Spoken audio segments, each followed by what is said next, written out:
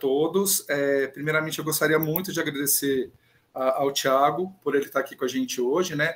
Eu já participei de banca com você, Thiago, não sei se você se lembra, foi alguma banca do PPGE, já faz algum tempo, e na organização do Eribio, né? Então, assim, eu sei que você é uma pessoa extremamente competente, capacitada e que é um bom orador. Então, eu acho que os alunos aqui vão ter uma oportunidade única de te ouvir. Então, eu passo a palavra para você e agradeço novamente o aceite, né? A esse convite que o Thiago Barnabé fez para você. Bom, Galego, mais uma vez, bom dia para todos e todas. Quero agradecer a você e ao Thiago pela oportunidade de estarmos juntos. A gente sabe que esses momentos são muito importantes, porque eles são formativos, tanto para a gente que traz um pouco da experiência, quanto para aqueles que estão nesse processo de constituição dessa experiência pelo doutoramento, ou pela pesquisa, quer seja ela no âmbito do doutorado ou do mestrado. Dizer que é sempre muito bom estarmos juntos e juntas, né, dialogando sobre a pesquisa, sobre como que ela também se confunde com a vida. E a partir do convite que o Thiago me fez, eu fiquei pensando no que falaria. Então, quando você, logo de início, sugeriu que eu fizesse a minha apresentação, a minha fala hoje está organizada a partir desse movimento. Então, eu vou... Aqui no programa, a professora Sálua Cecílio tem uma atividade na disciplina de epistemologia em que ela convida um pesquisador ou uma pesquisadora para participar de uma das aulas que a disciplina oferece, que é intitulada Viver a Pesquisa para Contá-la. Então, eu vou trazer um pouco disso, né, da minha trajetória na pesquisa, e vou contar um pouco para vocês dessa experiência, de como que ela está atrelada à minha trajetória, e eu olhei para toda essa trajetória mirando ou buscando um eixo de coerência, né, que é o que a gente pressupõe construir, ainda que o processo seja inacabado, né, a nossa compreensão de que estamos em processo de formação constantemente, e por estarmos constantemente em formação, nós vamos elaborando experiências que vão nos conformando e vão também nos permitindo alcances, quer seja na vida, quer seja pela ciência, e que vai nos permitindo estabelecer relações e ocupando diferentes espaços. Então, eu vou projetar o material que eu preparei e vou, no tempo que eu sei que eu tenho para isso, para a gente, para não ficar cansativo também, porque a gente sabe que falando sozinho numa sala virtual, quanto mais a gente fala, mais vai cansando, né? Eu vou procurar ser o mais objetivo possível, mas trazendo os elementos que eu me proponho a conversar com vocês. Então, o Viver a Pesquisa para Contá-la, e esse slide de abertura, ele é estratégico, né? Eu vou trazendo vocês vão ver que eu vou trazendo as marcas dos meus pés, e hora descalço, hora calçado, de vez em quando eu fico descalço de novo, me calço outra vez, eu troco o sapato. Mas isso para mostrar um pouco também do movimento que a vida vai fazendo a gente fazer, né? Ora com incertezas, horas mais seguros, mais caminhantes, né? Os pés também simbolizando o caminho. E a gente vai construindo esse caminho ao caminhar. E é a partir desse ponto que eu me coloco. Então, eu vou trazer um pouco dos meus primeiros passos. O primeiro deles é que eu sempre desejei estar como professor. Eu não me entendia de outro modo, eu não me via numa outra perspectiva. E esse desejo foi muito motivado, inclusive, em estar professor ou ser professor pela minha mãe. Ela sempre me trouxe esse incentivo, né? Mas ele era antes meu do que dela, né? Ela simplesmente apoiou esse desejo que eu tinha. E eu vivi desde muito cedo a experiência como professor de aulas particulares. Eu dei aula particular de matemática por quase 15 anos. mesmo sem gostar de matemática, não é um gosto que eu tenho original, né? Eu tinha facilidade e a gente é de uma família, minha mãe foi auxiliar de educação básica por 30 anos, meu pai motorista, hoje os dois aposentados, meu pai voltou a trabalhar, mas de uma família de trabalhadores e trabalhadoras, né? De uma vida muito aguerrida, né? Uma família de 4 filhos. E aí eu fui para ajudar em casa, experimentar, viver essa experiência. Como eu tinha o desejo de ser professor, eu fui experimentar isso dando aulas particulares. Eu comecei dando aula particular, eu tinha 15 anos. E dei aula muitos anos, né? Por quase 15, então foi uma trajetória bastante interessante nesse sentido. E eu também tive a oportunidade de ser evangelizado na doutrina espírita e de atuar como professor de evangelização de crianças e jovens. E até hoje eu tento escapar desse lugar, mas as pessoas me chamam para estar de volta. É um lugar do qual eu sei que eu não posso sair, porque ele também ele compõe muito do que eu sou, muito do que eu trago, né, para a vida. E depois de construir essa trajetória, quando eu tinha 17 anos, não, um pouco menos, eu estava no 2º ano do ensino médio, abri o curso de magistério noturno. E eu resolvi, então, estimulado pela vontade de ser professor, de fazer o magistério. Então, eu fazia o ensino médio de manhã, eu dava aula particular à tarde e depois fui fazer o magistério à noite. É uma vida árdua, né, de estudante, porque o estudo vira praticamente o trabalho. E eu cursei, tive a chance de fazer o magistério no período noturno, concomitante ao ensino médio, foi um período da minha vida bastante interessante. E me formei em 2002, e logo em seguida, em 2003, eu entrei na Universidade de Uberaba e cursei ciências biológicas. Na verdade, eu não queria fazer biologia, eu queria fazer letras, esse era o meu desejo original, mas eu estava em Conquista, eu não sou daqui de Uberaba, eu sou de Conquista, uma cidade que tem 7 mil habitantes, muita gente conhece, muita gente não, mas vale a pena conhecer, então eu já estou convidando todo mundo para conhecer Conquista, e explorar suas belezas naturais, que são muitas, e eu me matriculei na biologia, fui fazer biologia, deixando meu desejo pela letras guardado. Eu não retomei esse desejo, porque eu me sinto já satisfeito com o que fui construindo, mesmo não tendo feito curso. Eu queria ser tradutor, eu queria trabalhar com produção textual, literatura, e acabei me realizando por outros caminhos nesse sentido. E a minha mãe foi determinante, porque ela disse assim para mim: meu filho, mas você quer ser professor de português aqui em Conquista? Tem muitos. Eu não olhava para além de Conquista, eu estava naquele arredoma, então eu não estava pensando, eu estava muito preocupado, inclusive, com os ajustes familiares. Essa era a minha preocupação naquele momento, que é uma preocupação que é nossa, né, que está muito presente em nós. E não que eu não a tenha hoje, eu continuo com essa mesma preocupação, mas ela hoje tem outros contornos, não é? E naquele momento eu não mirava outros espaços. Então ela falou assim: por que você não faz biologia? Eu falei: ai, meu Deus do céu, não sei se eu me interesso por biologia, mas ainda assim era uma coisa que eu gostava, então eu vou experimentar. E aí eu prestei o vestibular e fiz o vestibular, passei no vestibular pelo processo especial de seleção e entrei na universidade. Entrei na Uniub e cursei biologia, e aqui eu descobri que eu gosto de biologia, eu sou professor de biologia, mais do que estar, né? Hoje eu me entendo como professor de biologia, e depois eu vou dizer dessa experiência um pouquinho mais para frente, tive a chance de experimentar estar como professor de biologia por longos anos, e até hoje ainda estou nesse movimento, e eu tive...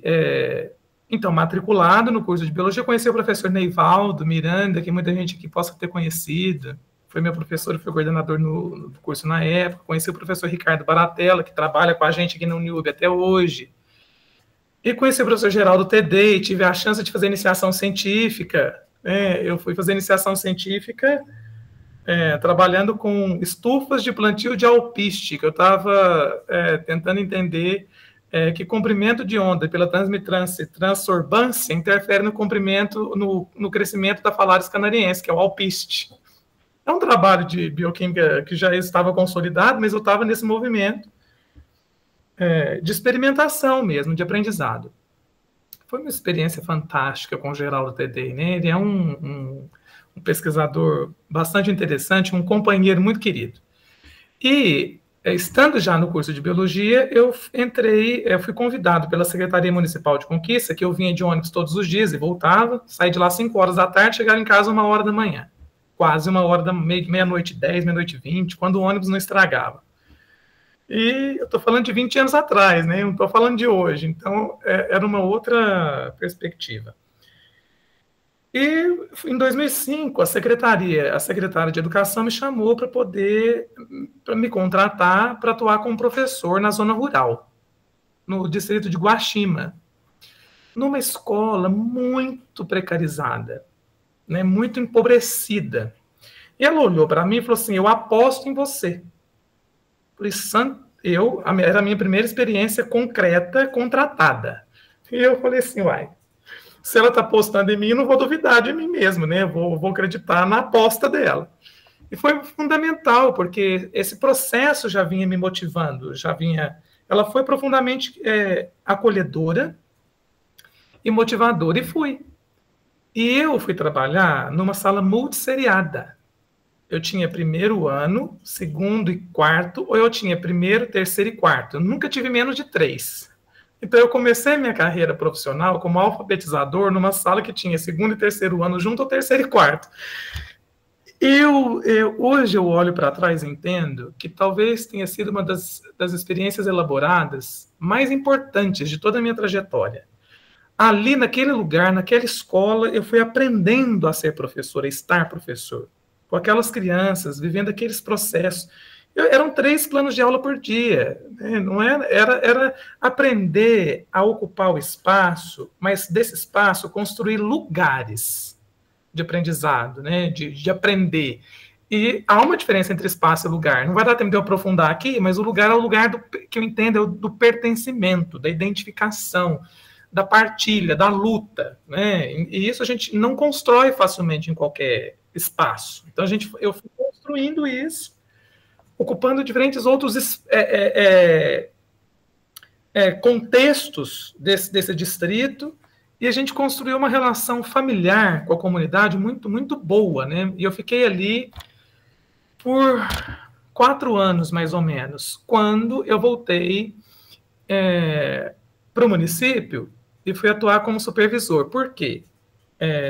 Veja, eu estava no terceiro ano do curso de Biologia, entrei para viver essa experiência como professor nesse distrito, mas em 2008, eu tive a chance de ser contratado aqui em Uberaba pelo Colégio CEL, que era o Centro Educacional Uberabense, que oferecia cursos técnicos. Então, minha vida estava assim. Eu ia dar aula de manhã, à tarde eu dava aula particular, às vezes, à noite eu vinha para Uberaba, dava aula no Colégio CEL, depois que eu me formei em Biologia. Eu já tinha terminado em 2006 e fui dar aula no curso técnico. Então, às vezes eu vinha para Uberaba e voltava 2 vezes por dia, gente. Eu fiz isso um tempão, acho que sei lá. Eu vinha para Uberaba e voltava desde 2003 a 2006, depois eu continuei fazendo isso de 8 a 10, mais ou menos. Então, eu vivi muito trânsito, né? E vivi a experiência de ser professor de curso técnico, já tendo obtido o título de licenciado em Ciências Biológicas. E entrei na Uniub para trabalhar na EAD em 2007. Eu não coloquei aqui, eu era como se fosse um freelance. Eu terminei a graduação em 2006. Em março de 2007, fui convidado a atuar como professor convidado pela EAD da Universidade de Uberaba. E aí eu tive a chance de conhecer o estado de Minas Gerais praticamente inteiro, visitando os polos, para dar aula, né? E aprendi muito, gente, porque são culturas diferentes, são pessoas diferentes. Eu fui me construindo também nesses lugares em que fui passando, né? E a partir disso, depois eu entrei como contratado em 2009, que é essa data que está colocada aí. O início da minha carreira na educação superior contratada se deu em 27 de setembro de 2009, então esse ano eu faço 16 anos aqui na universidade, então eu tenho uma trajetória já interessante construída aqui dentro, e tenho muita admiração pela universidade, pelo caminho que fui construindo. E fiquei na EAD até 2019, né, quando por motivos maiores, eu deixei a EAD, apesar de me relacionar com ela o tempo inteiro, né? Mas eu não estou formalmente hoje na educação à distância, estou atuando mais nos cursos presenciais e na pós-graduação. E vivi a experiência também de atuar no Colégio Nossa Senhora das Graças, que muita gente deve conhecer, de 2010 a 2019, que é lá com a dona Terezinha Web, já não tínhamos mais o professor Murilo. E ali naquele colégio, eu vivi uma experiência também muito boa, muito bonita, né, com aquele pessoal. Eu fui professor de biologia, então, por esse período todo, estando ali naquele colégio. Eu tive uma passagem pelo professor Chaves, eu nunca tive a chance de me consolidar na rede pública.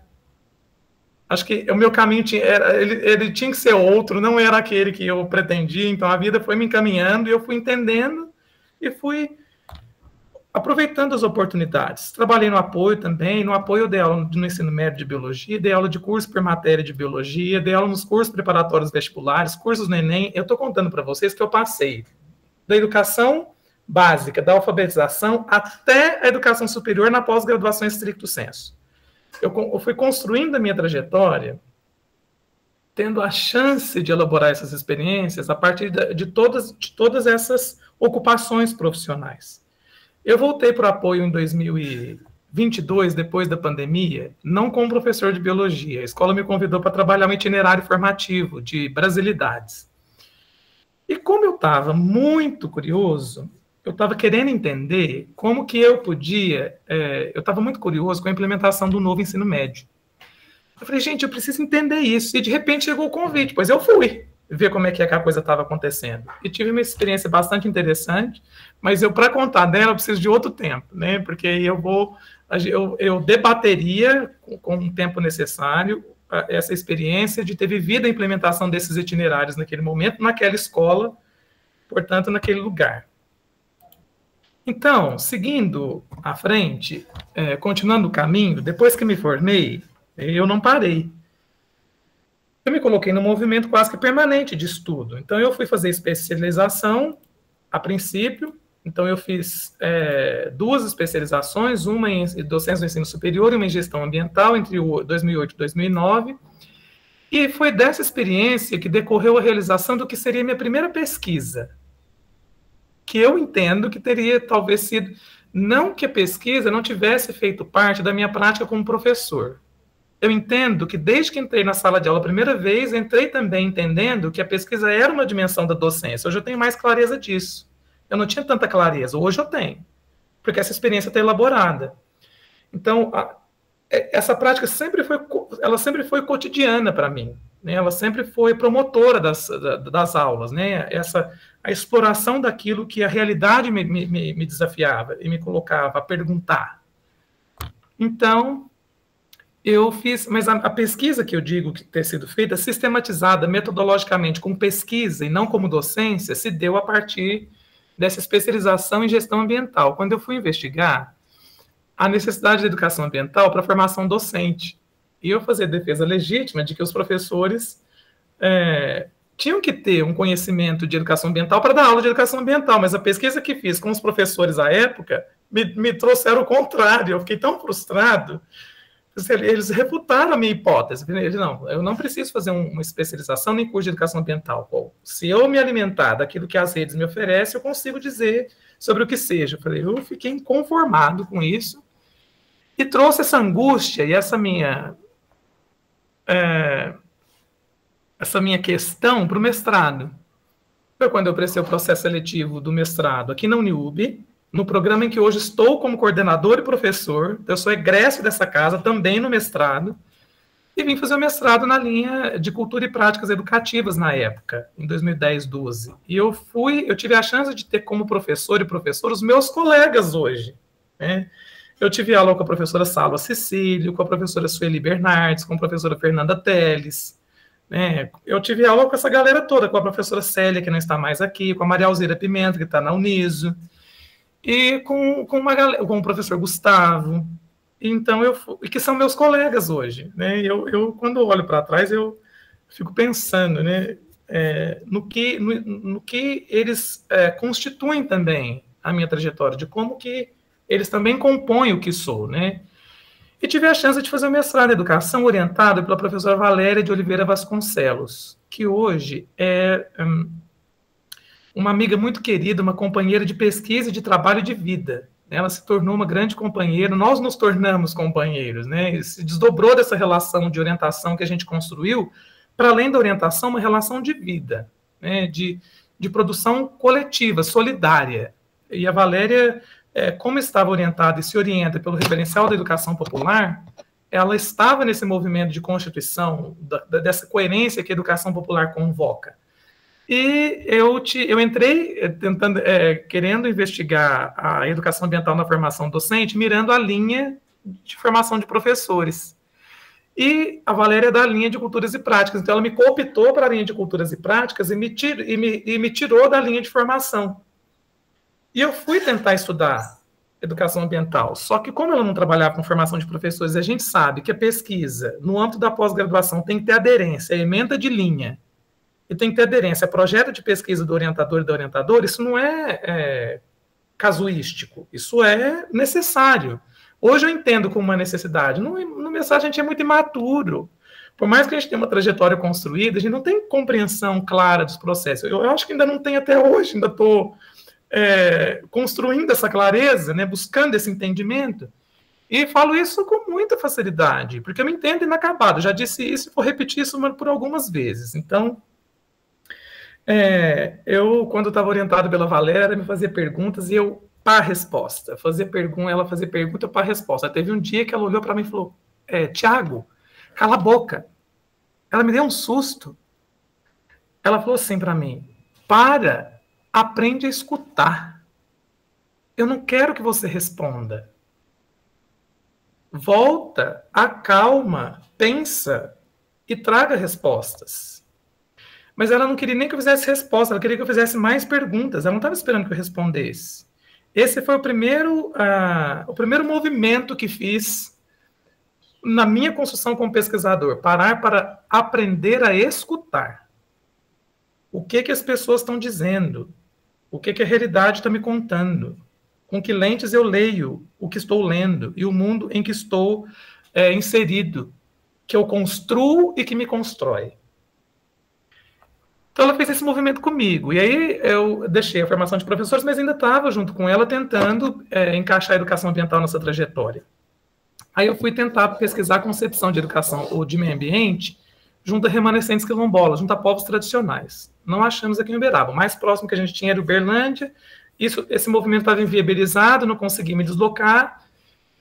E a Valéria desenvolveu comigo um processo que foi construindo uma relação autônoma, que é construída com muito diálogo, aprendendo a dialogar. E é um diálogo propositivo, é um diálogo de encontro de subjetividades, não pode ser qualquer diálogo, senão vira monólogo, né? E era um diálogo transformado numa escuta como prática. E aí, então, eu fui parar dentro do Arquivo Público de Uberaba. Eu era um professor de biologia que foi fazer uma pesquisa de história.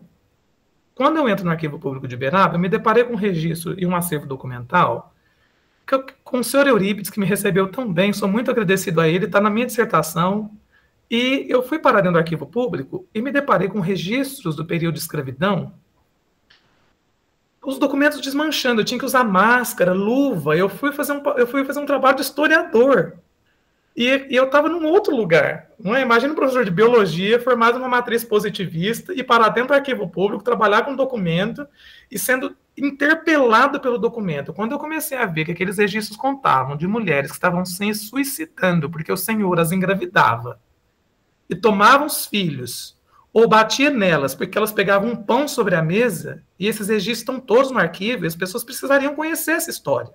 Essa história não está contada, gente. A gente mal ouve falar disso. E aí eu fui me indignando, fui me encharcando. E aí eu falei, então, a Valéria diz, por que então não recontamos a história de Uberaba a partir da escravidão? A minha dissertação de mestrado foi isso. Nós contamos novamente a história de Uberaba, mas pelas lentes de um período escravocrata.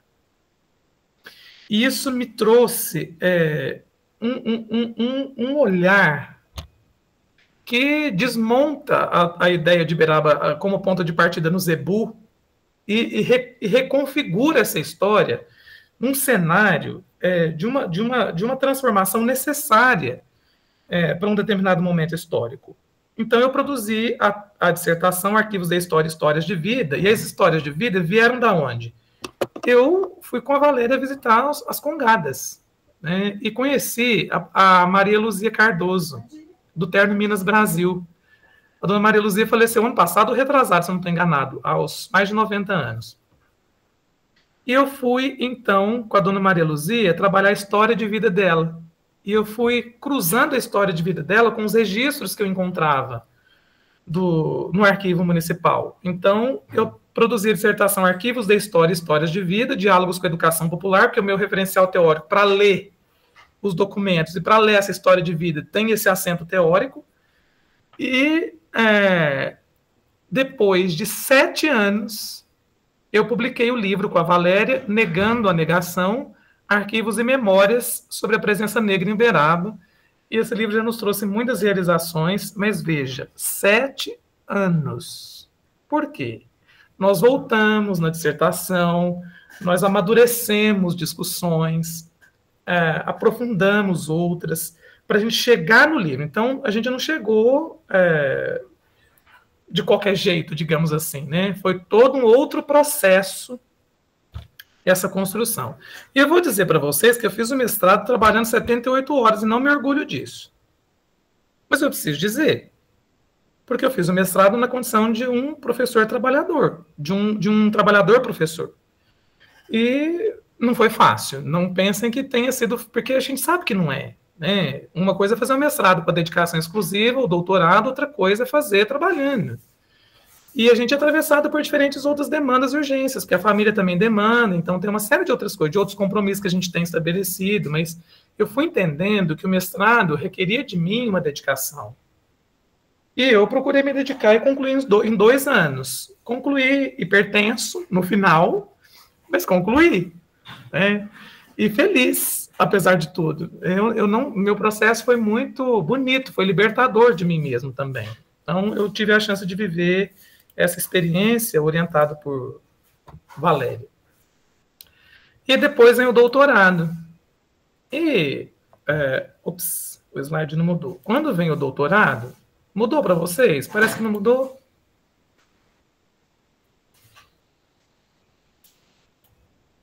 Fala para mim se mudou a tela. Para mim não mudou, não. Pois é, não sei. Está na mesma tela anterior. Eu não sei por quê, peraí. Para mim aqui está uma tela azul. Para mim também. Achei que era a minha internet, mas eu não estou vendo o slide.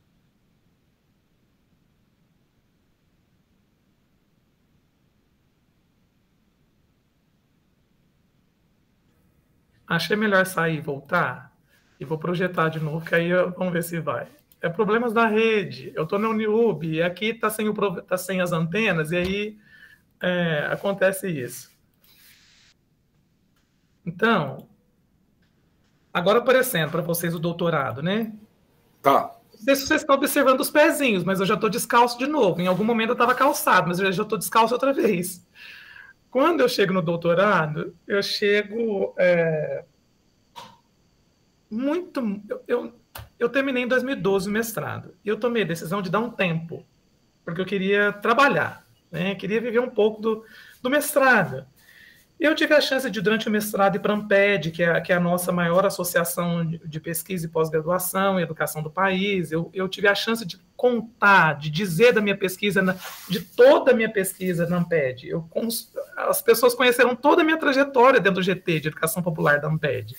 Então, eu fui me construindo também no movimento com o GT. Eu estou dizendo para vocês que é muito importante participar de evento, porque a gente coloca em circulação o que a gente tem construído, encontrando com as pessoas.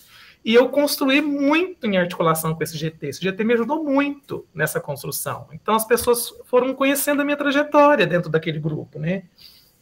E o GT de Educação Popular é o GT6, e eu estou nesse GT até hoje, inclusive hoje na coordenação do Comitê Científico pelo GT na Amped Nacional. Né? E fui coordenador do GT de Educação Popular no âmbito da Amped Regional Centro-Oeste, que é onde a gente está inserido. Foi um parênteses. E eu tinha decidido que eu não ia fazer o doutorado nesse intervalo, mas eu fui para a Amped regional, para a Amped Nacional em Goiânia, e lá eu encontrei com a Fabiana, que é uma colega querida, que fazia doutorado numa turma antes da minha na Federal de São Carlos, foi orientada pela Maria Valdenez, e a Maria Valdenez foi da minha banca de defesa de mestrado. E foi mais ou menos pensando no futuro, que a Valéria fez o convite a ela, que era também uma educadora popular, e na linha de na linha de práticas sociais e processos educativos da UFSCar, ela poderia futuramente me orientar. Aí eu lá estando em Goiânia, na biblioteca da UFG, com a Valéria e a Fabiana, elas falaram assim, não, o processo seletivo da UFSCar está aberto, você vai prestar o processo seletivo. 2013, 1 ano e meio depois que eu tinha terminado o mestrado. Falei, não, gente, eu não estou preparado para fazer isso. Falei, não, você vai prestar o processo seletivo, a gente ajuda você a pensar a sua proposta. Aí, o que eu fiz? Lembra que eu contei para vocês da educação ambiental? E ela ficou guardada, porque no mestrado eu fui me redirecionando. Falei assim, então você quer saber? Esse negócio me incomoda até hoje, eu vou voltar nas minhas origens. Aí eu fiz um projeto, mais agora articulado, educação ambiental e educação popular, pensando e elaborei uma proposta de pesquisa, apresentei para o UFSCar na linha de práticas sociais e fui aprovado. Quando eu fui aprovado, eu começo o doutorado então em 2014. Foi quando eu vivi a experiência de, nessa linha de pesquisa, orientado pela Valdenez, produzir essa tese, a extensão popular em educação ambiental e seus processos educativos. Por meio de um processo de imersão, como que eu cheguei na tese? Lá na UFSCar, a gente faz uma disciplina obrigatória da linha, que é a disciplina de práticas sociais e processos educativos. E a linha nos encaminha a um trabalho de imersão, para a gente pensar em se inserir junto a um grupo com o qual pretendemos trabalhar. E a linha trabalha com educação em espaços não escolares. Ou em espaços escolares, mas estudando processos educativos que decorrem de uma prática social, qual seja ela. Então, jogar xadrez, brincar, no recreio. Então, são práticas e a gente vai analisar como as pessoas aprendem por meio dessas práticas. O que aconteceu? Eu tinha uma angústia com a educação ambiental. Então, eu estava com um professor aqui nas engenharias da Uniub, na época, com engenharia ambiental, e eu descobri que tinha um grupo de estudantes que ia para a escola trabalhar a educação ambiental com as crianças. E aí, quando eu descobri, e a disciplina da linha encaminhava a gente para fazer esse movimento de imersão, eu cheguei para o grupo e pedi autorização para, então, me inserir junto deles. Quando eu me insiro junto ao grupo, eu começo a acompanhar o grupo nas atividades que eles estavam desenvolvendo na escola, simplesmente acompanhar, porque eu queria me inserir para ver como é que esses estudantes aprendiam por meio das práticas que eles desenvolviam. Eram todos estudantes de engenharia ambiental.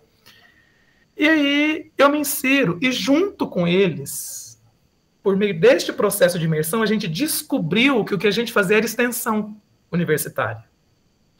Então, o objeto da minha tese acabou sendo a extensão, só que era uma extensão que não é de uma concepção de extensão universitária. Eles trabalhavam numa concepção de extensão que se aproximava à época da extensão popular, que é ancorada no referencial teórico da educação popular. Então, foi amarrando as coisas. E eles trabalhavam a educação ambiental por meio de uma concepção de extensão popular. Então, qual foi o meu objeto? Eu fui investigar, por meio da extensão que eles faziam como prática social, como esses engenheiros se formavam nesse processo. Então, eu fui trazendo os processos educativos que decorriam dessas práticas. Gente, nós fomos parar, nós desaguamos dentro de um centro espírita. Olha como que isso vai remontando a minha trajetória, né? Como que as coisas foram, como que elas foram se articulando. A gente foi parar dentro da Casa Espírita de Urzedo, onde trabalha a Roberta até hoje.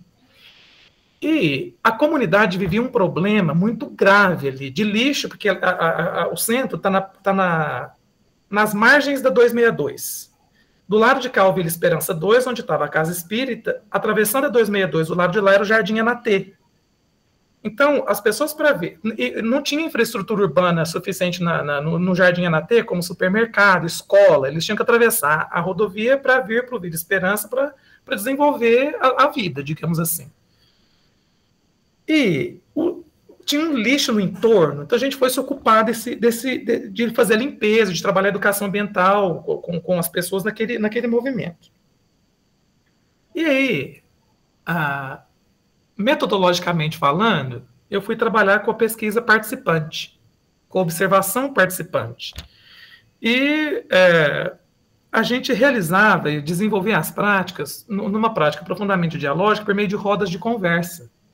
Então, então a gente planejava, executava e avaliava todo esse processo por meio das rodas. Eu tenho mais de... o meu diário de campo dá uma tese. Eu estou contando para vocês que eu tenho quase 100 páginas de diário de campo, que eu não voltei neles mais depois, que eu tenho mais elementos, inclusive, para discutir, uma hora ainda vou voltar neles. Mas eles me trouxeram os elementos para, portanto, construir essa tese. Eu sei que, resumidamente, a gente terminou fazendo um movimento de abraço no asfalto, porque a gente descobriu que o problema ambiental não era necessariamente o lixo. As pessoas estavam atravessando a rodovia e estavam morrendo atropeladas. Então, o problema ambiental era a ausência da passarela. Então, o trabalho de educação ambiental se tornou uma luta política. Então, nós vamos parar nos gabinetes de vereador, nós vamos fazer um movimento abraço asfalto, porque pela pesquisa, a pesquisa mobilizou a vida e criou um movimento de transformação daquela comunidade, de luta pela vida, pela sua sobrevivência. E eu fui trazendo os processos educativos que decorreram disso. E fui qualificar. Aí, na qualificação, eu tinha eu mesmo categorizado possíveis processos, nomeado os processos. Aí, lá na qualificação, o pessoal da banca, os professores olharam para mim e disseram assim: ué, mas você não está trabalhando com o referencial teórico da educação popular? Estou. Você não está trabalhando com a educação ambiental popular? Falei, estou. Então, você não vai chamar as pessoas para analisar os dados com você? Você vai analisar sozinho, sem elas? Falei, eita. Eu tive que voltar. Claro que eu não tinha terminado. Eu entreguei meu caderno de campo para as pessoas. Gente, todo o processo de análise foi com elas. E as minhas categorias não eram aquelas que eu achava que era. Foram outras. Foram outras. Eu estou falando de um encontro de subjetividades, e eu conto na minha tese, esse processo está lá contado. Quando foram outras, nós fizemos muitas outras rodas para completar essas análises. E numa delas, lá pelas tantas, a dona Cidinha, estou contando um caso de uma conversa que ficou muito marcada, em que ela olha para a gente e falou assim: nossa, eu estou vendo vocês aqui, a gente está nessa atividade tem tanto tempo, a gente ficou mais de um ano desenvolvendo todas essas ações com a comunidade. Ela disse assim: eu posso entender que a universidade também é aqui? Quando ela disse isso, ela falou, todos nós ficamos assim, parados por um tempo, e fomos pensar no território, né? Onde está a universidade? E aí, esse silêncio me incomoda até hoje, porque onde está? E que papel ela vem cumprindo?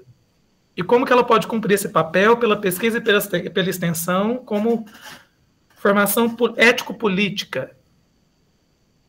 E, desenvolvida a conversa, ela disse assim: então eu posso me entender também como educadora ambiental? Ali, a gente viu, eu percebi que os processos educativos não eram só dos estudantes de engenharia que se tornavam educadores ambientais, a comunidade se tornava educadora ambiental. E aí, a gente foi teorizando a partir dessa experiência. Então, a gente foi produzindo teoria a partir decorrente da pesquisa. Então, essa pesquisa trouxe... eu levei ela para dentro do GT da Amped. Então, o pessoal do GT da Amped conhece toda a minha trajetória acadêmica do mestrado ao doutorado ao pós-doutorado, porque eu terminei o pós-doutorado agora recentemente.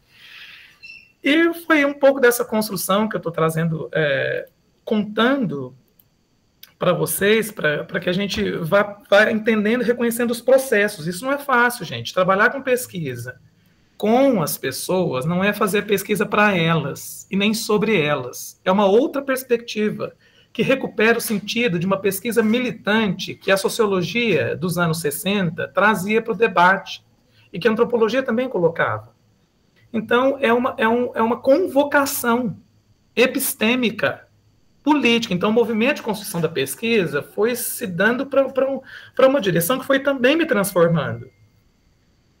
E, terminado o doutorado, em 2017, em março de 2018, eu entro no programa aqui de pós-graduação em educação da Uniub como num processo de inserção como pesquisador. E aí, uma coisa é você ter feito doutorado, pela pesquisa, desenvolvido a tese, outra bem diferente é você estar agora do outro lado, passando a ocupar o papel de orientador. E a condição sine qua non de um professor da pós-graduação é também fazer pesquisa e orientar a pesquisa. Mas a condição primeira é que a gente continue nessa pesquisa. E aí eu estou nesse processo, tem 7 anos. Eu estou dizendo para vocês, não acabou e eu quero que ele nunca acabe. Eu não tenho a menor pretensão de que ele acabe. E quero deixar a vida física com esse sentimento, né, de que eu não fiz tudo que eu podia. Com a sensação de que a gente sempre pode fazer mais, porque é isso que nos motiva, né, a luta, a esperança, ao diálogo, né. E aí, em 2019, eu saí da condição de inserção, fui a colaborador, em 21 eu fui a permanente, e entrei na linha a que fiz o mestrado na época, que foi o projeto do curso foi reestruturado e a linha deixou de ser Cultura e Práticas Educativas e passou a ser Processos Educacionais e seus Fundamentos. E eu confesso para vocês que eu fui descobrindo o que era a pós-graduação, uma outra pós-graduação, ou uma outra dimensão dela, estando nessa condição em que eu passei a ocupar de 2018 para cá. Em alguma medida, ela foi frustrante, mas eu ia gastar outro tempo para dizer disso. Mas eu fui trabalhando a frustração e transformando a frustração em desejo de superação.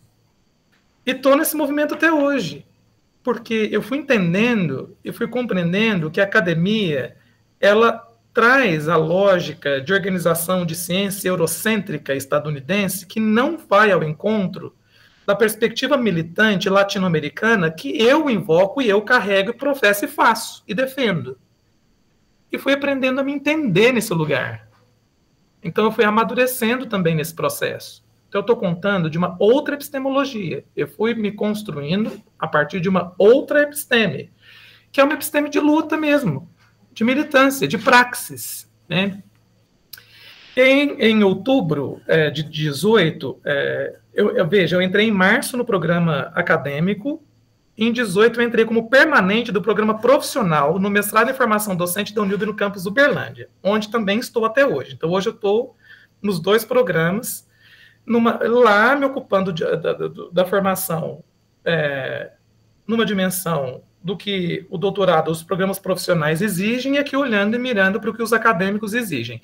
Lá na linha primeiro de Educação Básica, Fundamentos e Planejamento, e depois eu transitei de linha para a linha de práticas docentes na educação básica, porque lá eu estava direcionando muito mais as minhas orientações e pesquisas para o âmbito das práticas docentes na educação básica. E fui experimentando, a partir do referencial teórico da educação popular, das pedagogias críticas e das pedagogias descoloniais, a viver essa episteme, também como prática. E chego na educação emancipatória e antirracista. Eu recupero um pouco da discussão que eu fiz pelo mestrado, publicamos o livro, e recupero agora por meio de um projeto de pesquisa. Eu já estou caminhando para o final da minha trajetória e fala, né? Então, aí está projetado um quadro em que eu experimentei viver essas disciplinas. Muitas delas até hoje estou caminhando com elas, outras eu já tenho me afastado. No programa de pós-graduação profissional em educação, que hoje também tem o doutorado, e aqui no acadêmico, no PPGE, e eu tenho 2 grandes inspirações. A professora Fernanda Teles Marques, que eu faço votos que vocês tenham a chance de conhecer, ela está aqui do meu lado, ela pode até estar me escutando, e outra, a professora Gersina Santana Novaes, que é do programa de Uberlândia, que eu também faço muitos votos que vocês tenham a chance de conhecer, porque eu aprendo com elas todos os dias, né? Muito do que sei hoje, aprendi com elas e com todas as gentes, né, com os quais eu tive a chance de vir convivendo, mas com elas um pouco mais de perto. E fui aprendendo a estar professor na pós-graduação muito com elas, né? Então, eu estou dizendo o nome das pessoas porque é importante a gente dizer o nome delas, gente, para que elas saibam, né, para que a gente tire da invisibilidade. As pessoas precisam saber do valor que elas têm na nossa trajetória, do como elas são constituintes da nossa identidade ou da nossa ontologia, do nosso ser, né? No mundo, com o mundo, ser mediatizados por ele. Então, aí tem essa projeção e eu fui construindo, junto com elas, estes grupos que estão aí. Aqui em Uberaba, junto com a Fernanda, nós lideramos o grupo de estudos e pesquisa Educação na Diversidade para a Cidadania, e junto com a Gersine Uberlândia, o grupo de pesquisa, formação docente, direito de aprender e práticas pedagógicas, mais ou menos juntos desde 2018. Tive a chance de integrar a Rede Centro, que é a rede de pesquisadores e professores do Centro-Oeste, estimulada pela professora Sueli Bernardes, que muita gente deve conhecer, e junto com a Gersina, fundamos a Rede Cooperativa de Ensino, Pesquisa e Extensão Escolas de Educação Básica, para a gente trabalhar um pouco dessa indissociabilidade, e disso já decorreram muitas obras publicadas, muitos livros organizados. E vivi a experiência de conduzir um processo de um curso de extensão popular junto à Casa do Educador, professora Dede Price, por 2 anos, de 2020 a 2022, no coração da pandemia, trabalhando a formação com formadores, e disso decorreu um livro, que é o livro Projetos de Intervenção na Educação Básica, que a gente teve, assim, foi uma experiência fantástica, mas eu preciso dizer disso em outro momento. E a gente constituiu a rede. A rede hoje tem se ocupado de desenvolver ensino, pesquisa e extensão com as escolas de educação básica, no regime de parceria, de colaboração com elas, de solidariedade. Então, eu estou envolvido com tudo isso que vocês estão vendo hoje, e aí estão listados os projetos de pesquisa que eu vim desenvolvendo desde o fim do doutorado, com financiamento externo, com financiamento da universidade, atualmente coordenando 2 pesquisas. Uma, que é a pesquisa Formação e Intervenção com a Escola, em defesa de uma educação emancipatória e antirracista, junto com a Escola Felisberto Carrijo, lá em Uberlândia, e o outro é esse projeto Rede Cooperativa de Ensino, Pesquisa e Extensão Escolas de Educação Básica, Formação Continuada em Perspectiva, que eu estou mirando os processos educativos e formativos de professores e professoras que estão atuando no contexto da educação básica na formação pelo âmbito da formação continuada. E esse percurso continuou, ele não acabou. E eu resolvi, como eu não estava fazendo nada, eu estava orientando só 10, eu estava dando aula na graduação, eu estava achando que eu estava fazendo pouco, eu resolvi fazer pedagogia. Porque eu sou professor, estou como professor da pedagogia desde 2014, 15, eu tenho uns 10 anos. E eu era biólogo, e me considero professor de biologia também. Mas eu queria ampliar o meu diálogo com as meninas e meninos da graduação em pedagogia. Eu fui fazer pedagogia, mobilizado por essa necessidade. Fiz pedagogia pela Uninter do ano passado, e claro, como eu disse, eu não estava fazendo quase nada. Falei, você quer saber? Eu vou aproveitar e fazer o pós-doutorado, porque eu estava com intento. E isso tá atravessando a rede, a RECEP, que é a rede cooperativa. Isso estava muito presente na Rede Centro, está presente nas pesquisas que eu estou desenvolvendo, e no que é a exigência da pós-graduação, que é a internacionalização. E eu estava muito interessado, e eu fui chegando pelos resultados de pesquisa na constituição de redes de conhecimento e pesquisa. Então, eu produzi esse projeto, Práticas de Formação de Professores na América Latina, pela Educação Popular em Redes de Conhecimento, pela Univas, na Universidade do Vale do Sapucaí, em Pouso Alegre, no programa de pós-graduação em Educação, Conhecimento e Sociedade. Fiquei com eles 1 ano e meio, terminei o mês passado.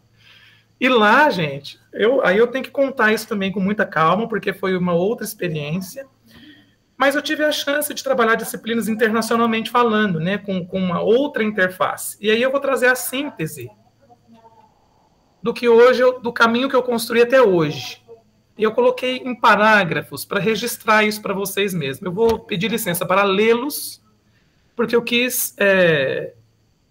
isso vai fechando a minha fala, A resistência é uma categoria que a gente chegou como resultado de pesquisa, a resistência propositiva popular, as redes de pesquisa e conhecimento, e a investigação, formação solidária, que é uma outra categoria que eu estou explorando agora como resultado do pós-doutorado, constituem uma tríade articulada de produção de saberes e práticas emancipatórias na América Latina.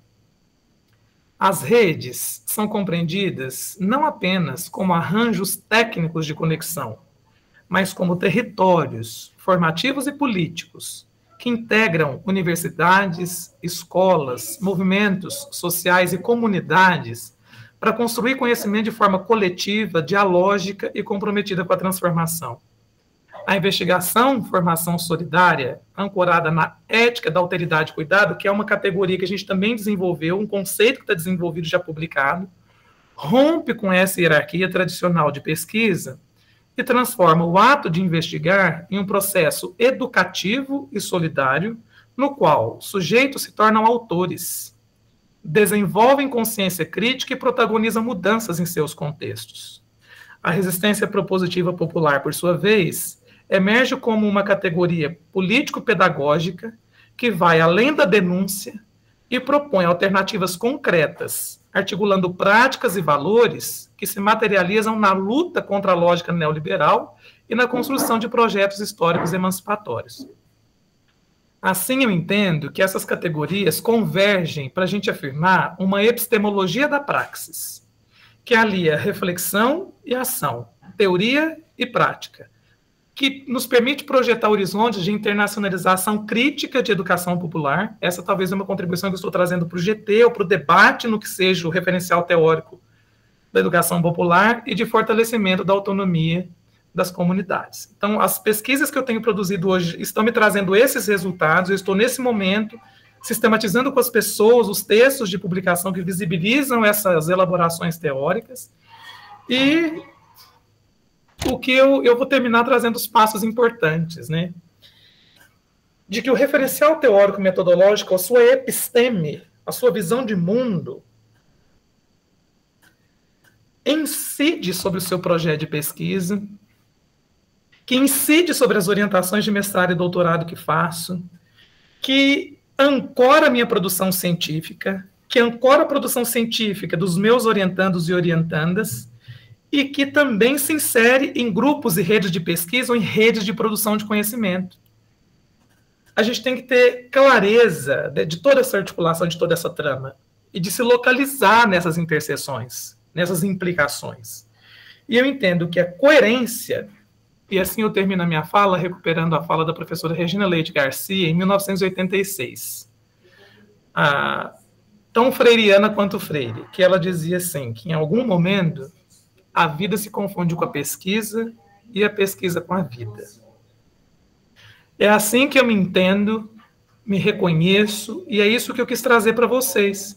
A pesquisa e a vida implicadas, ou a vida e a pesquisa, dizendo quem somos, né, como unidade na diversidade, como um corpo, como um pensamento em construção, em movimento, que assume uma perspectiva de vida e segue, né, buscando experimentar, viver essa coerência.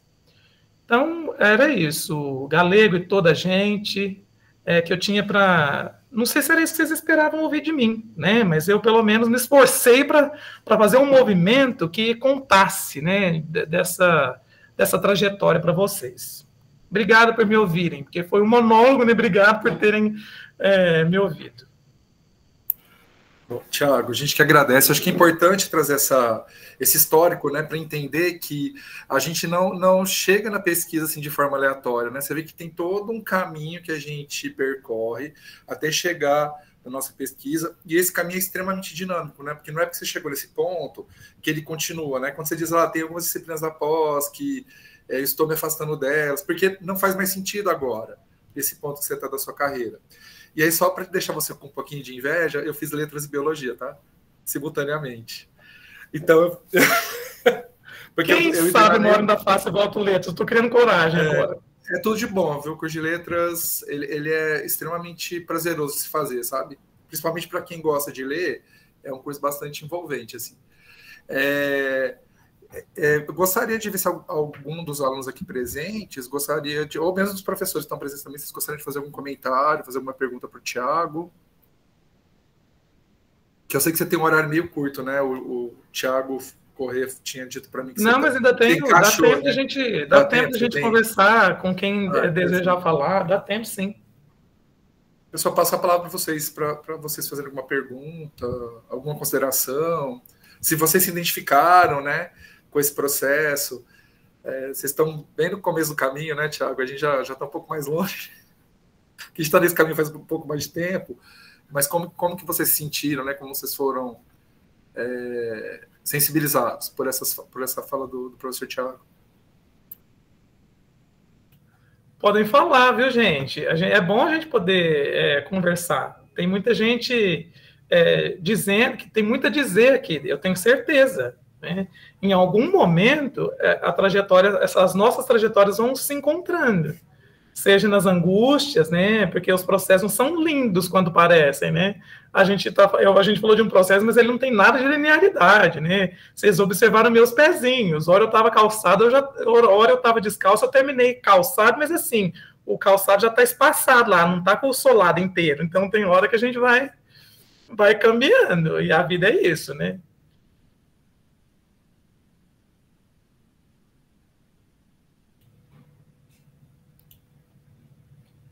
Vocês estão quietinhos, gente. Pelo menos o pessoal da turma do Eixo 2 é bastante participativo. Pode falar, Kátia. Kátia Silene.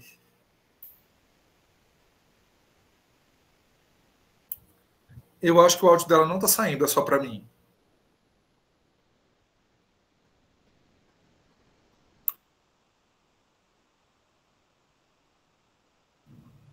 Não, eu não estou escutando ela também, não. Não está saindo, viu, Kátia?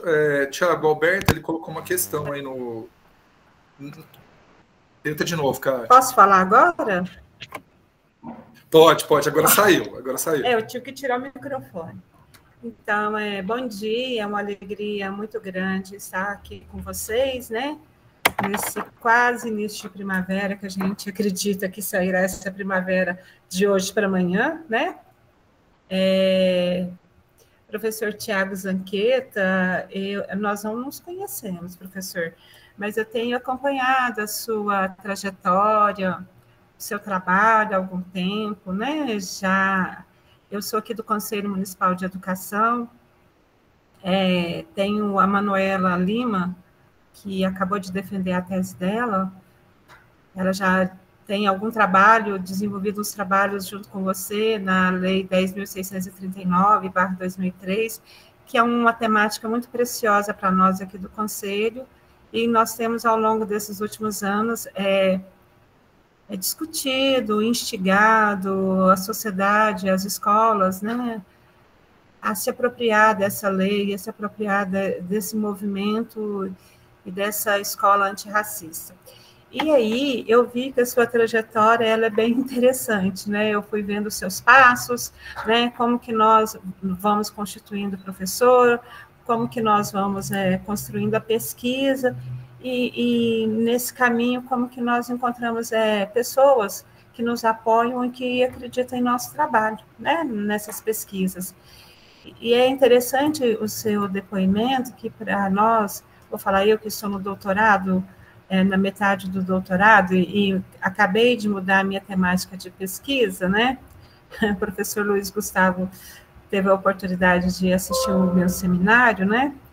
E aí como que nós vamos nos constituindo nessa pesquisa, como que essa pesquisa nos instiga, como nós temos nossas dúvidas, como nós temos essa questão da metodologia que nos impacta, né? Nós, as ciências humanas, vivemos esse impacto da questão metodológica, do reconhecimento da nossa pesquisa como ciência, e eu quero agradecer o seu depoimento, porque ele vai incorporando numa constituição de teias, de saberes, que a gente vai se apropriando ao longo da nossa formação. E o professor Luiz Gustavo, ele também é biólogo, e ele chegou no programa de pós-graduação agora, né, já, algum tempo, né, professor, você chegou junto de nós, então, assim, a gente vê eu vou falando, esse alinhavado que é a nossa vida, né, a gente vai alinhavando as nossas pesquisas, os nossos debates, as nossas constituição, e eu quero agradecer nesse sentido, de enxergar que nós estamos em construção e que a gente tem muitas dúvidas, mas que a gente encontra pessoas para dar as mãos e acreditar no nosso trabalho, e é muito bom te encontrar aqui, eu te adicionei lá no Instagram, foi tão assim, mas é porque eu tenho essa admiração por você, viu, professor? Um grande abraço. Muito obrigada por sua exposição tão potente e valiosa para os nossos estudos.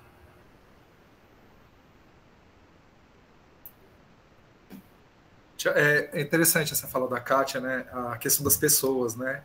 Que a gente acha que pesquisa é só a nossa relação com o conhecimento, né? Mas a nossa relação com as pessoas, seja outros pesquisadores, sejam as pessoas que a gente tem investigado, né? As realidades culturais que são produzidas por pessoas, né? Uma importância da dimensão humana no sentido de pessoas que representam, né, essas diferentes humanidades. Isso é bastante importante, viu, Kátia? Você tem essa pegada mesmo, né, das relações, né, Kátia? Dá para perceber. E acho que é interessante essa fala. E o Alberto, Thiago, ele colocou uma pergunta que eu acho muito interessante aqui, principalmente porque no grupo também tem alunos de mestrado, né, que ainda estão passando pelo processo de desenvolvimento. Eu vou ler para você, o Alberto colocou no chat, mas você pode acompanhar também, tá?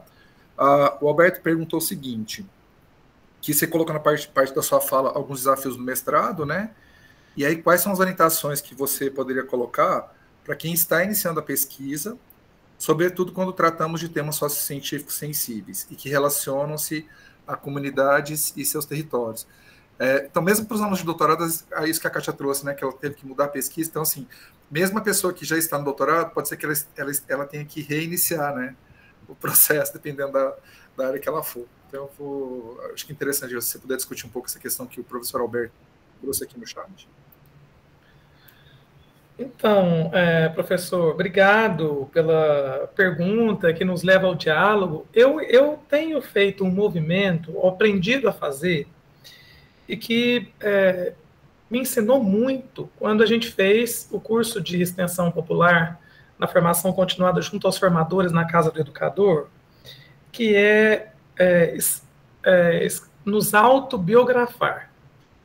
Eu estou usando a expressão autobiografia e eu não sei se ela é a melhor das expressões, mas a gente poderia dizer escrever sobre si ou escrever sobre a sua trajetória, e de modo que essa escrita ela vá revelando os seus processos formativos, as suas agruras, as suas conquistas, que te fazem chegar até onde chegou neste programa de pós-graduação com esse objetivo de pesquisa, para que você recupere, para que você se entenda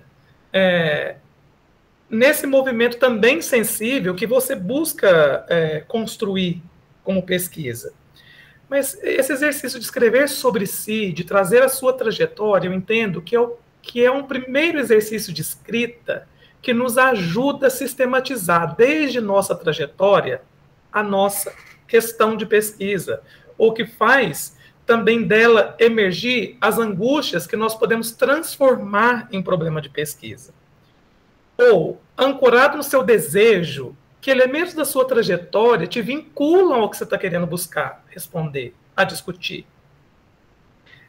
O Freire diz que nós somos seres biófilos e que nós biografamos a vida todos os dias. Então, esse exercício de escrita, ele está sendo produzido constantemente, mas esse movimento de sentar, de parar, para escrever, olhando da sua trajetória o que você quer como pesquisa, talvez seja o primeiro movimento que vai te fazendo refletir criticamente na relação com o que você quer construir como objeto, que você quer eleger como o seu problema de investigação, que pode ser um problema de vida de alguém transformado em problema de pesquisa, mas buscando os elementos que vão te permitindo entender nesse espaço, reconhecer-se nesse lugar, se munindo de leituras que te colocam também num movimento de amadurecimento, de encontro para essa produção intelectual.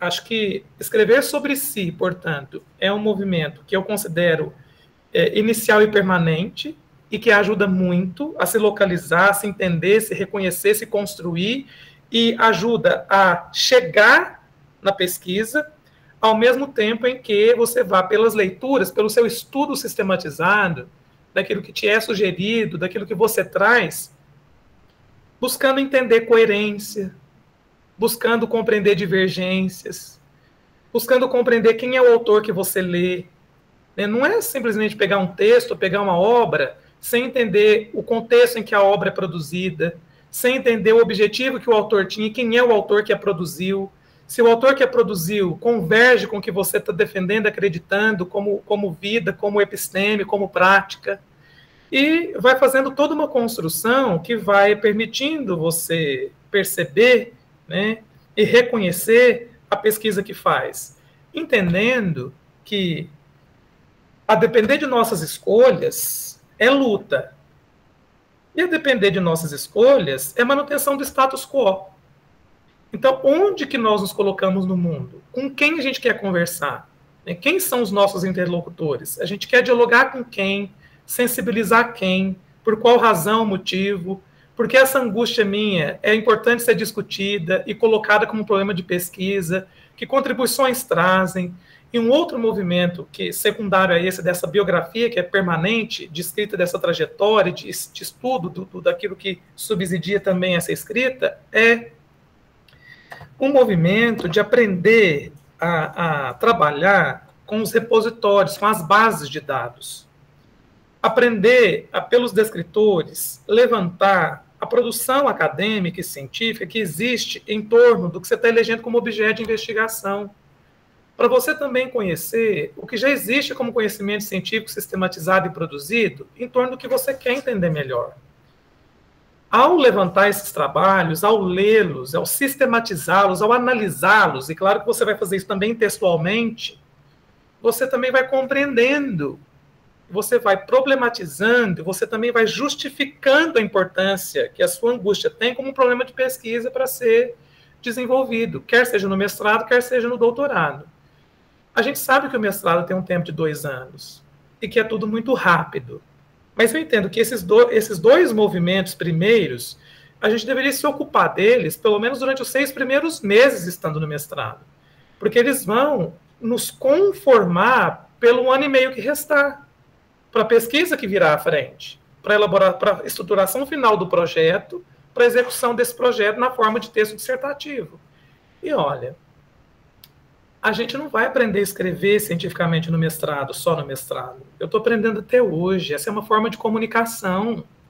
Aprender a se comunicar cientificamente é um outro exercício que requer tempo, requer dedicação, que requer horas cadeira. É você sentar, se apropriar de uma linguagem que se põe como científica e que eu entendo está tão colonizada quanto qualquer outra forma de linguagem, de língua e linguagem, mas que a gente vá também aprendendo a como, a depender daquilo que a gente vem defendendo, subverter.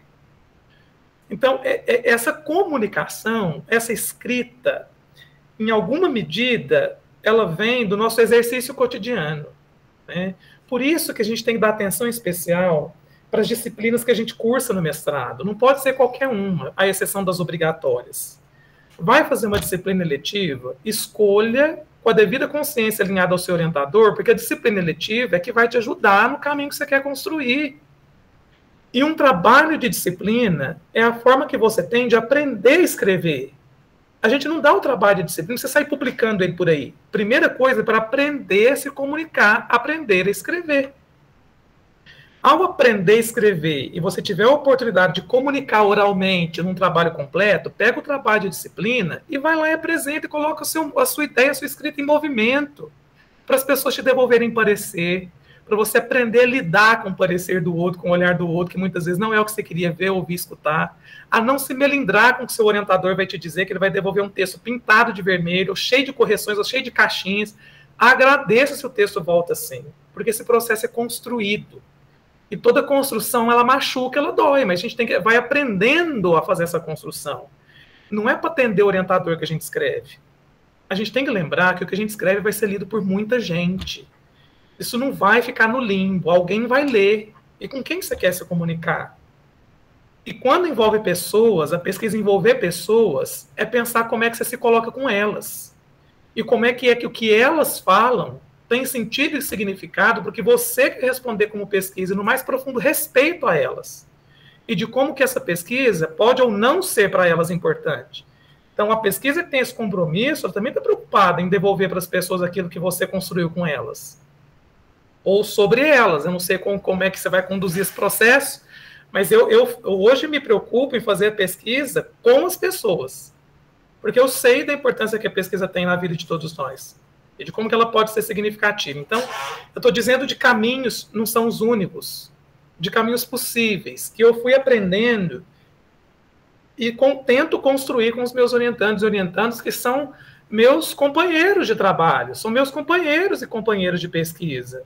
E desenvolver essa relação de amizade, de partilha, de partilha mesmo. Eu estou abandonando a palavra troca, né? Porque troca é como se eu te desse, você me dá e a coisa fica por aí. E não é em toda troca que tem diálogo. Na partilha é diferente. Os atravessamentos são outros. Então, a gente vai também compreendendo os conceitos. A pesquisa em educação é cheia de conceitos. Às vezes, numa frase, a gente escreve, você coloca, você nem acha que é tanto conceito assim. Seu orientador te devolve o texto assim, mas o que é isso? O que é aquilo? Quer dizer, comunidade é um conceito. Quando você está falando de comunidade, que comunidade é? Povo é conceito. Quando você está falando de povo, você está ancorado em quê?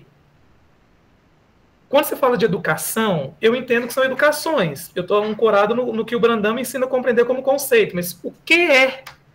Então, a pesquisa em educação também vai te colocando nesse movimento de entendimento dos conceitos, para uma apropriação, para uma escrita assentada, ainda que eu entenda que no mestrado seja muito rápido. Mas eu estou trazendo aqui, não estou nem procurando trazer receita, viu, Alberto, para a sua pergunta. Eu estou partilhando com vocês um pouco do movimento que eu fui aprendendo a fazer, que eu faço a cada pesquisa que desenvolvo, a cada projeto que eu começo. E esse é sempre um recomeçar, né? A gente está sempre começando de novo. E aí, Ellen, eu já vou aproveitar e responder a sua pergunta. Uma das grandes pesquisadoras que vão trabalhar com a história de vida de professores e professoras é a professora Jaqueline Moll. A professora Jaqueline Moll talvez seja uma das mais importantes referências vivas que nos ajudam a pensar a história de vida de professores e professoras. E a Ecleia Bose, o Alfredo Bose, também traz algumas contribuições no Memória de Velhos, mas para a gente discutir o que seja memória. O próprio Santo Agostinho é uma referência para discutir memória, que eu gosto muito. Então, tem muitos outros autores e autoras que vão ajudando a gente a fazer esse movimento, né? Eles não trabalharam necessariamente esses dois últimos com professores e professoras, mas que você pode se apropriar desse referencial para poder pensar o que seja essas histórias de vida, né? De como que a memória está presente nessas narrativas. E de que não são narrativas desprovidas ou que não são atravessadas por relações de poder, que tem um acento no contexto sociocultural, que são memórias políticas, né, que revelam uma episteme, de como que isso se encontra com a sua, de como diverge. Então, a gente vai construindo isso ao longo da vida. E é um exercício de sempre, né, mas eu entendo que a Jaqueline Moll, para começar e terminar, Ellen, pode ser uma boa escolha. Eu trabalhei um pouco com a perspectiva da Jaqueline Moll em alguns trabalhos, né? Vocês até possam até conhecê-la, né, de alguma forma. Não sei se eu respondi, Alberto, não sei se eu respondi, Galego, mas eu estou tentando partilhar, conversar mesmo com vocês. Eu acho que foi excelente essa abordagem que você trouxe para a pergunta do professor Alberto, que, aliás, vocês precisam se conhecer pessoalmente. Eu acho que eu tive com o Alberto numa banca recentemente, do Daniel, não foi, Alberto? Ou não foi você? Online. Eu estava numa banca. Mais presencial. Uma hora que você estiver. Na banca do Renato Oliveira, eu estava com ele. Na Univerde, quando você estiver por lá, para tomar um café, que vale muito Exatamente, a pena. Ele está até colocando aí, ó, ainda não tomar um café. A gente vai marcar esse café, professor, pode ter certeza. Precisa, porque precisa mesmo. Bom, Tiago, a Euripa quer falar, ela vai fazer a posicionamento. A Ellen, você trouxe a indicação de um autor, né? Essa questão da história de vida e tudo mais. Aí passa a palavra para a Euripa. Que eu não sei se você conhece pessoalmente, a Euripa também é fantástica, tá? Imagina. Professor Tiago, novamente, bom dia. Eu sou doutoranda do PPGE, da UFTM, e trabalho com o professor Tiago Henrique. E trabalho também com a pesquisa autobiográfica. Primeiro, eu quero parabenizá-lo pela metodologia, pelas estratégias pela estratégia utilizada para esse bate-papo, esse encontro conosco, pelas orientações e pelas dicas. Então, esse encontro com você, para mim, nada mais foi do que uma conversa em forma de narrativa. Então, ao longo da sua fala, eu fui aproveitando os títulos, algumas palavras importantes, e fui realizando um exercício, como você mesmo nos deixa como dica, o exercício da escrita, né? Então, eu peguei os títulos dos seus slides, gostei muito da metáfora utilizada e outras palavras importantes. Escrevi para Tiago Zanqueta. Viver a pesquisa para contá-la, como quem acende o fogo com as próprias mãos. Primeiros passos, tímidos, ainda úmidos de dúvida, seguem no caminho que insiste em se abrir, pois a vida se confunde com a pesquisa. E o percurso nunca cessa. É correnteza, é resistência, é propositiva a esperança popular. Entre redes que se tecem em silêncio e canto, saberes se encontram, se entrelaçam, inventam territórios formativos e políticos, onde cada voz é chão fértil, cada gesto é raiz que sustenta. Investigar, então, não é só método, é cuidado, é alteridade, é a ética de olhar o outro sem possuir, de caminhar junto sem apagar pegadas, de partilhar o pão do saber como quem partilha a vida. Na praxis, a epistemologia floresce, não no isolamento da torre, mas na praça, no corpo coletivo, na palavra que se faz ponte. E assim o percurso continua, não como linha reta, mas como rede viva, trama solidária, memória em movimento. Tiago, seu trabalho é travessia, resistir para existir, existir para narrar, narrar para formar, formar para sonhar mundos que ainda não sabemos nomear. Mulher do céu, que é isso? Você vai me dar um segundo presente, que o primeiro foi te ouvir, e o segundo você vai me dar ele escrito, claro. Eu já até coloquei meu e-mail para você, meu telefone aí. Emocionadíssimo, que coisa espetacular, como que você conseguiu fazer isso nesse tempo tão curto? Mas a hora que o Galego falou assim, essa turma participa, eu ainda estava, peraí que eu estou terminando aqui de rascunhar, de rabiscar, peraí. Que coisa linda, mulher do céu, nossa, que coisa maravilhosa, obrigada, eu não sei nem como te agradecer. Imagina, isso para mim é assim, eu faço sempre durante as aulas, durante as reuniões, é uma coisa que já veio comigo desde pequena, sempre fiz. Que coisa, obrigado, gente, obrigado, Euripa, muito obrigado, eu acho que a gente tem que também tomar um café, aliás, vários cafés. Esse encontro virtual tem que ser presencial, gente. Eu estou sentindo tanta falta de abraçar as pessoas. Eu queria te dar um abraço agora, mulher. Um abraço. Obrigado. Podia ter tentado fazer aí na Uniub, né, Tiago? Se não pudesse, porque assim, foi falta da gente pensar, né?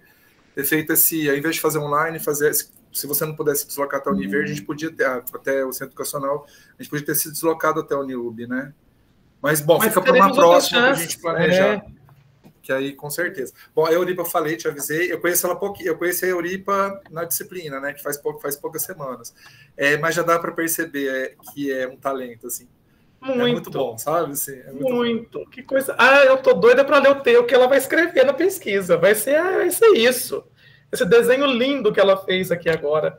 Já tô curioso, Euripa, já tô querendo ler o que você está escrevendo. Que bom.